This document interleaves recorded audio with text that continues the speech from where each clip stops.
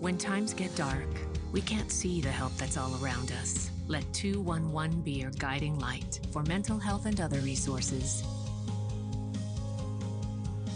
Call 211 or visit 211.org. Bounty versus the old family dish towel. Drying with a fresh sheet of Bounty leaves your hands cleaner than a used dish towel that can carry and redistribute food residue. So ditch the dish towel for better hand hygiene. Bounty, the quicker picker-upper.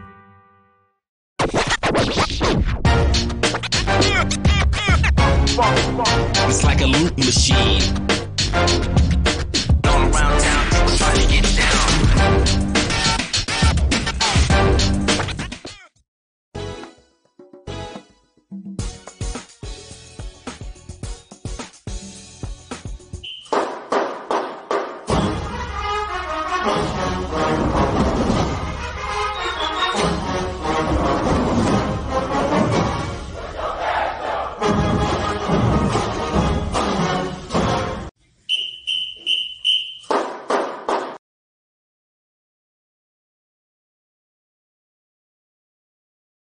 Time edition after the big interviews that we just had with head coach Robert McCullum, and then we had Coach Willie Simmons joining us, and so I mean it's great to always have the coaches on. Now we get a chance to chop it up with a Bulldog / Rattler. I don't know how that works out, but it works. So joining us right now, Brad Gillens. Brad, you got your undergrad from South Carolina State. You got your grad degree from FAMU. You can go ahead and tell all the people now which school gave you the better degree. Go ahead. Oh, well, I mean, you know, interestingly enough, FAMU really gave me an opportunity to, you know, to kind of spread my wings and to really experience some opportunities in the state of Florida where I've been for the last 16 years now. But your foundation is everything. And so, you know, I am a second generation Bulldog. You know, both of my parents went to school at South Carolina State. All of my siblings went to school at South Carolina State. So as much as, you know, for all of the love that I have for Florida A&M and everything that they've done, you know, home is where the heart is. So it's always going to be SC State. All right. You know, I tried, Kelvin. I tried. Although I tell you what, I'll give you a little bit. I'll throw a little more context. I'll give you a little bit more. While my heart is at South Carolina State, my money and my daughter are now matriculating at Florida A&M. She's in her freshman year. So how about that? There you go. See. We love it. Okay, so Brad, we brought you in here to give us that perspective. Obviously, with South Carolina State being so near and dear to your heart, you've got a unique perspective, and you follow this team. This is a team that, you know, I thought personally coming into the beginning of the year, when I looked at the non-conference schedule, I thought this is one of the hardest non-conference schedules in Black college football. Not because of the Power Fives, but you've got Alabama A&M, FAMU, Bethune, and A&T. One of those four, if not all four, well, definitely not all four now, but at least three of the four are probably favorites to possibly win, whether it be a conference or a Black College National Championship. So if South Carolina State pulls a couple of wins and then goes on and wins the MEAC, this is a team that is going to be highly rated. What was your perspective or thoughts of this team in the preseason? And here we are 4 games in, they're 1-3, where you see them right now. Well, you know, interestingly enough, going into the season, we recognized and realized that we were going to be up for a really tough task. You know, we had a kind of a murderer's row in September. We were on the road, you know, 3 weeks in a row. You know, starting, you know, in Huntsville at Alabama A&M, who were the defending SWAC champions, and you know, who came to Orangeburg last spring and kind of whooped up on us really pretty good. You know, we went back to Huntsville And there are some, some similarities there and some familiarities there, as their current president is a graduate and former president of South Carolina State. So that went a long way in that game being scheduled and us being able to play them in the spring, and then us reciprocating back, in Huntsville this September. But it was a very close game, hard fought game. As I'm sure you guys know, if you haven't seen them yet, I'm sure you've seen them on tape. Akil Glass is an extremely good quarterback. They've got some really good receivers, one of which being Brian Juice Jenkins. They've got some really good weapons, on offense, and they're really sound on defense. All of those things being said, we were able to go in there, on the road, first game for a lot of these guys, because a lot of them, quite frankly, sat out in the spring and really didn't get an opportunity. Only playing four games in the spring as opposed to a full schedule. It was a lot of them. It was a lot of their first times, playing collegiate football or playing since 2019, and went in and kind of fell short. Lost the game 42-41. And then you have to go to Death Valley and you're playing Clemson, and that's always a tough task. It's an in-state rivalry. I don't know how much of a rivalry it is. As they've won every meeting. But even then, we were able to show some flashes and do some really great things. Our preseason defensive player of the year, Jacoby Durant, intercepted Clemson starting quarterback twice in the first half. So we were able to still show some flashes. Fast forward, and as soon as we kind of get out of Clemson, and just tried to make sure everybody was healthy, we were on the road, flying to El Paso, Texas, to play New Mexico State. Had a really good showing there, and although we lost the game, we were able to muster 35 points against an FBS school, which is nothing to sneeze at. Right. Came into the game in October. South Carolina State and Bethune-Cookman has always been a very, very competitive game. Um, as long as I've been a fan and supporter of SC State football, and I'm sure you guys, while the score was not indicative of the way the game went, at the beginning of the fourth quarter, South Carolina State was up 42-7, and it almost didn't even seem real, because the games are always so evenly matched and they're always so close. But we were able to really get some of our younger guys some experience, kind of get them some playing time. I think we played the entire team, to be quite frank. And so in the fourth quarter, Bethune-Cookman, was able to score 28 unanswered. Were able to score 28 unanswered points, make it look a lot more respectable than it really, really was. But even in that game, we amassed over 500 yards of total offense. So I think in the month of October, we're starting to hit our stride, and I think this game is really going to be a measuring stick to determine, where we are as a program. Calvin. So, Brad, the FAMU defense has been pretty much lights out thus far, um, um, in, against FCS opponents. We've given up basically two touchdowns, FCS or less. And I know in the Jackson State game, really it was a jump ball and a penalty that put them in position to even score that one touchdown. Hmm. And Shaq Davis, your wide receiver at SC State, and the quarterback, they kind of lit us up and brought us back 2 years ago in 2019. That was the coming out party. Just talk about how do you think these programs match up this year on Saturday? So I Sure. think it's interesting because um, the programs of essential, and then I listened to Coach, and it was funny to hear him talk about FAMU running the ball 35 plus times, which is something I don't think I've ever seen in my time in watching FAMU football. I mean, from the time of Billy Joe, going forward. It was, if if FAMU wasn't throwing 30, 40 times, then, I don't know. It just didn't seem right. But from everything that I've seen about FAMU's defense, it's extremely sound. Very quick to the point of attack. Um, this game is going to be like any other. This game is going to be like any other game. It's going to be won in the trenches.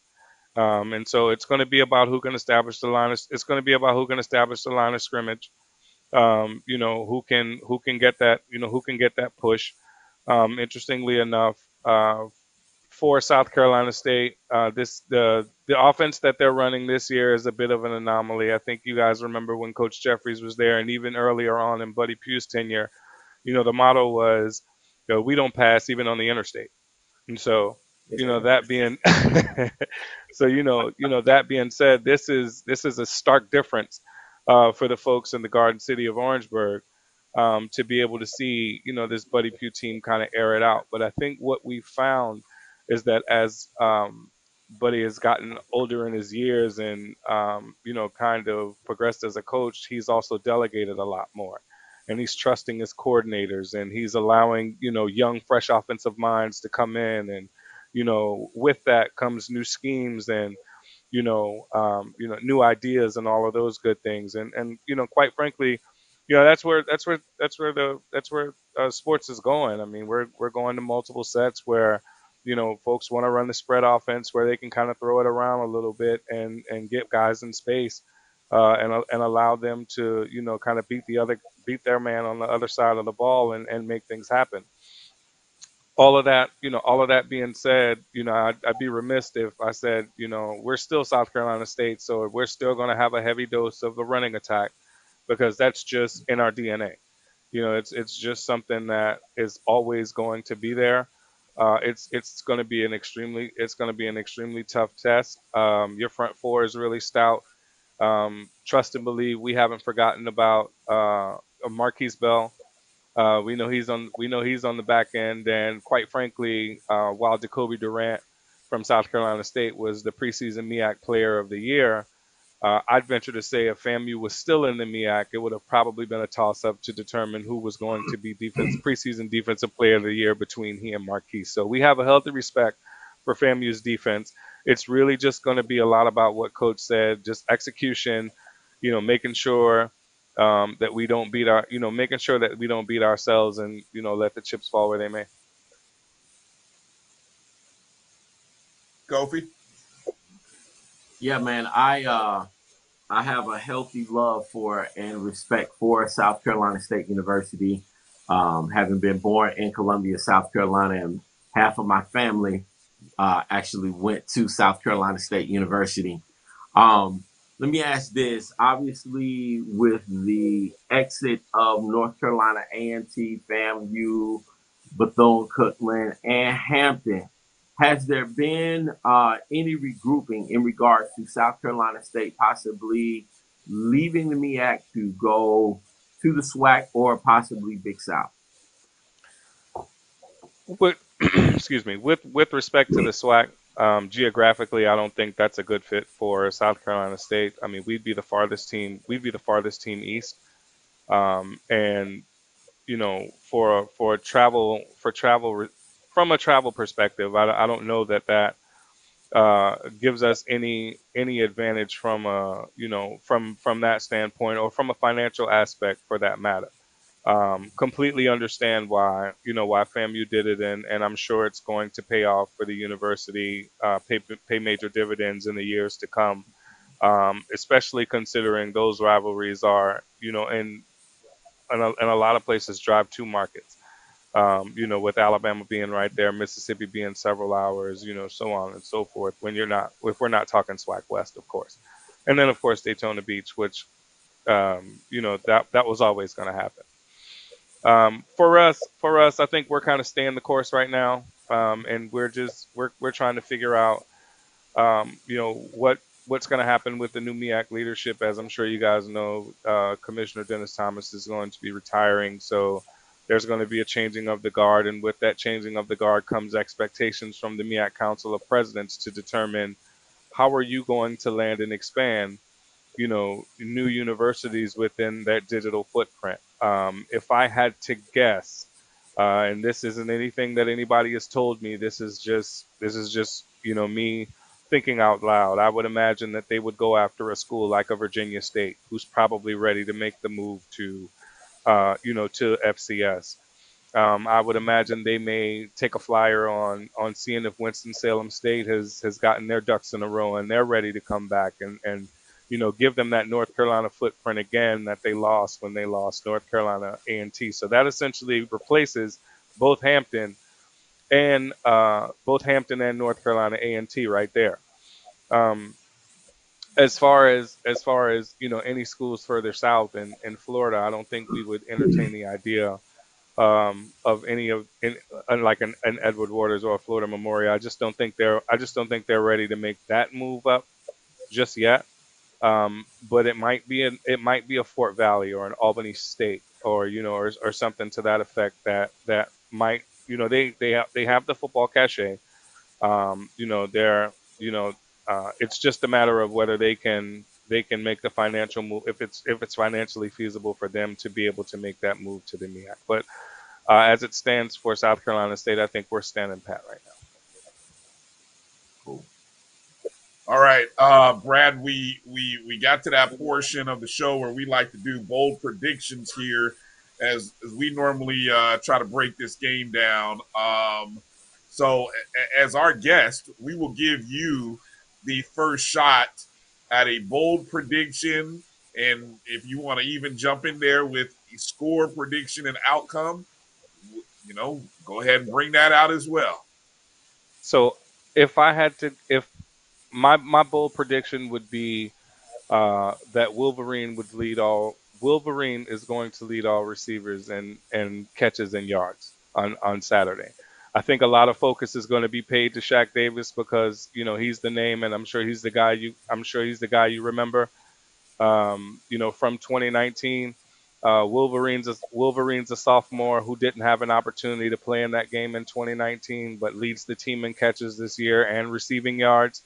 Um, Shaq's been kind of nursing some nagging injuries, so he may not be at 100%. So I can and Corey Fields and Wolverine have a really really good rapport.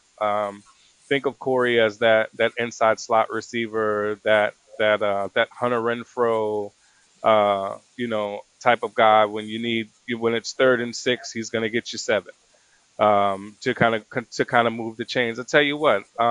As a matter of fact, I think you've got a guy on your team named Xavier Smith who will probably remind you of.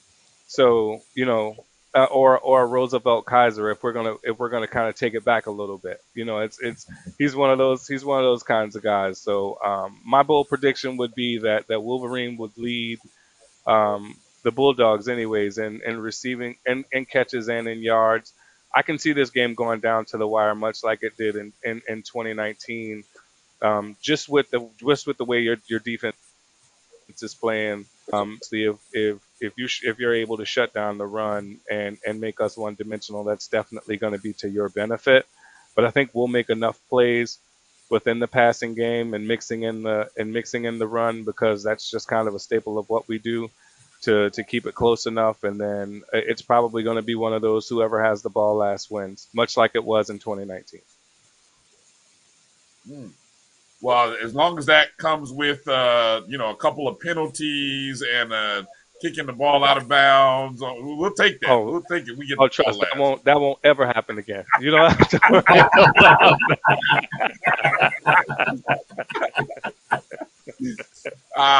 Kelvin, what do you got? Bold predictions, outcome. What do you got?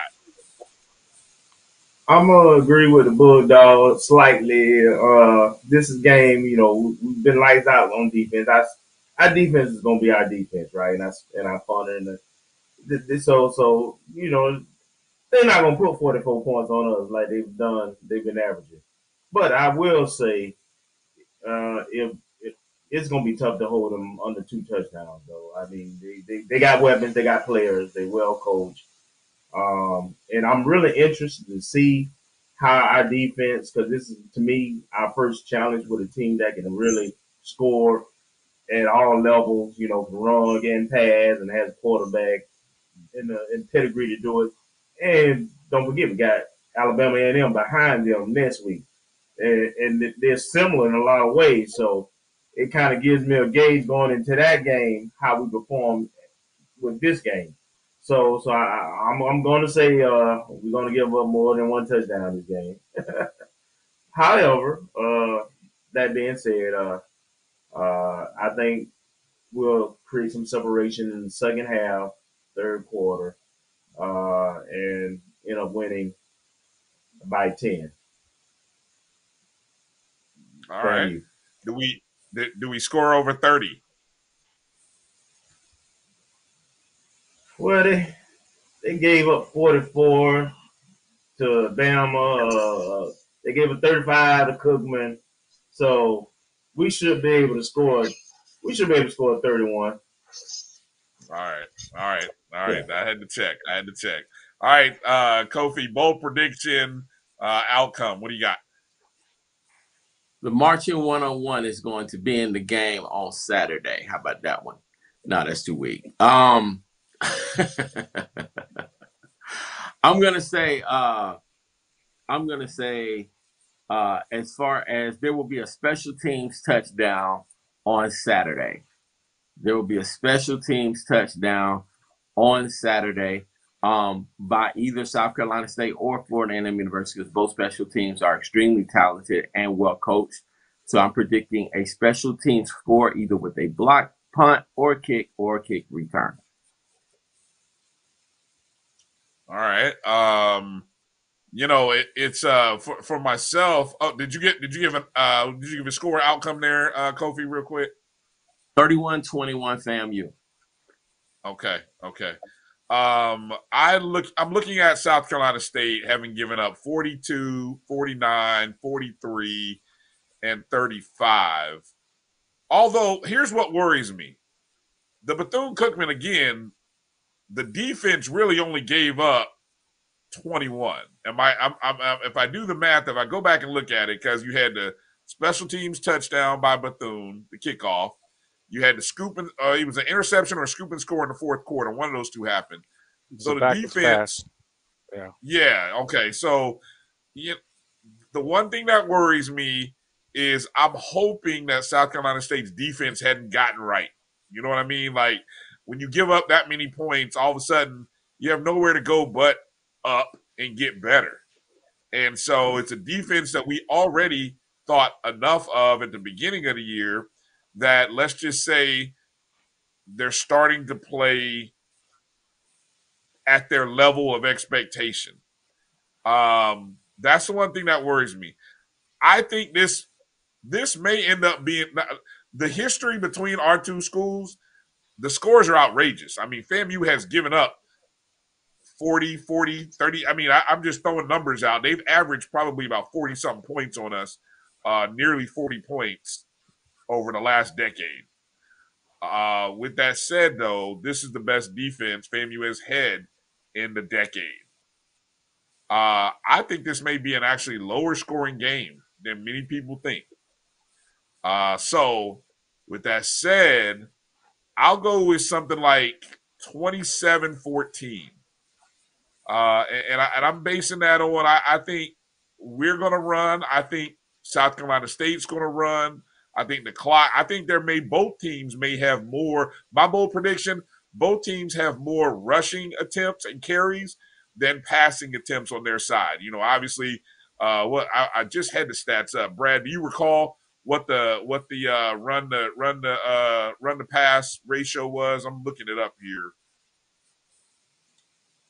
For South Carolina State, it was 45 rushing attempts versus 22 passes, 2-1 rushing versus running. So I'm going to go so far as I think they keep with that same formula. They're going to run more than pass. And I think FAMU themselves, we may also run more than pass again. So I'm going lower score, something like 27-14 or 27-17. You have a couple of field goals in there, might even get a missed field goal or two. You won't get a whole bunch of touchdowns. And I'm just, again, Kelvin, sorry, I don't think we get over 30, but I think that's just going to be a product of the game. And I'm actually giving more credit to South Carolina State on the defensive level from not letting us just run roughshod over them like they have a couple of weeks in earlier in the season. So, Brad, give me a chance to react to some of our predictions and outcomes there before we wrap up. Well, I'm clearly not surprised at what Kelvin said. I expected.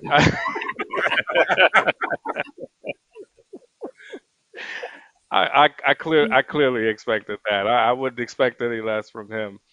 Kofi, I think you were spot on. Both I respect FAMU special teams, and South Carolina State special teams has done a really good job. Had a huge kickoff return to start the second half of the Alabama State game, and that really kind of sparked things for them in that game. Uh, excuse me. Would not be surprised. Like I said, I mean, for me, it's whoever has the ball last. I didn't give you guys an opportunity. I didn't give you an I didn't get an opportunity to kind of give you what my score would be.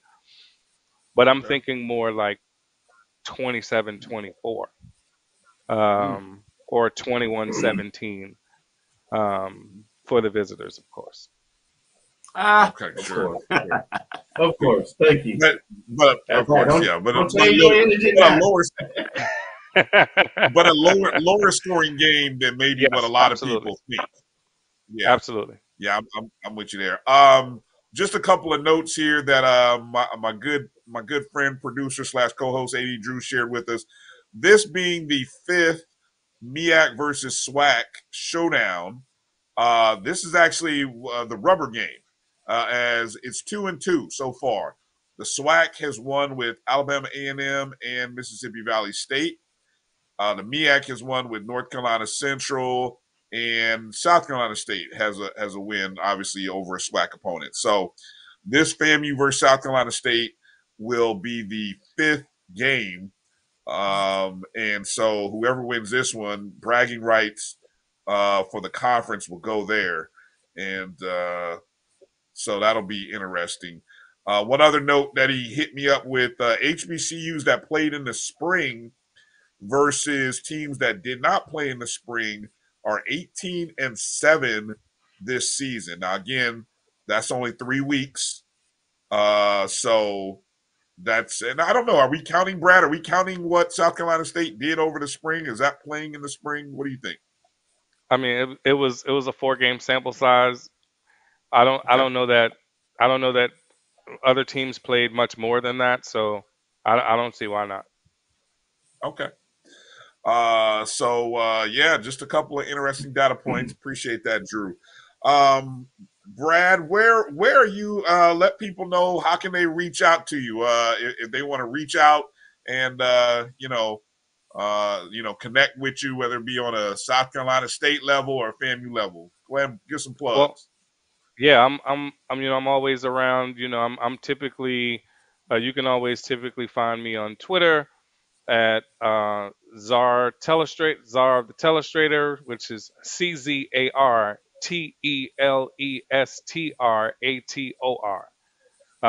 Spend the majority of my time there. When I'm not there, I'm usually freelance writing, covering Central Florida sports.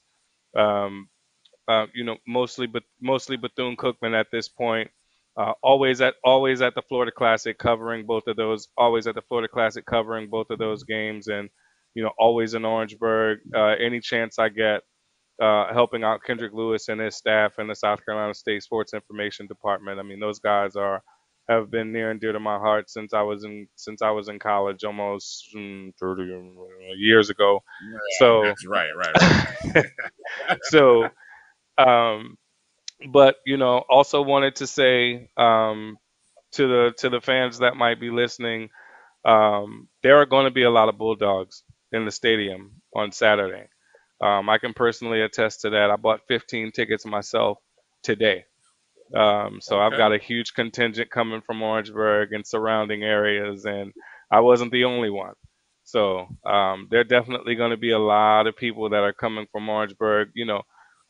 South Carolina State folks and FAMU folks, when we get together, you guys always traveled well to Orangeburg. It's a game both schools always get up for, and I think no matter the conference, I don't think that's going to change anytime soon. I agree. I think as long as we've got, this is a rivalry that hopefully will continue. It's one of those ones that we can kind of continue on, if not every year, every other year, because like you just said, there's history there. The crowd, the fan bases travel well to and from, and the games usually are good.